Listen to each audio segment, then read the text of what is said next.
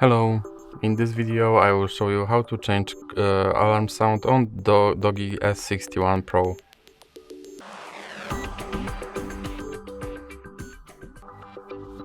So you have to start with opening your clock application and now select your alarm, and here is alarm sound, and you can choose another alarm sound from this list and then click OK, and now your alarm sound has been changed.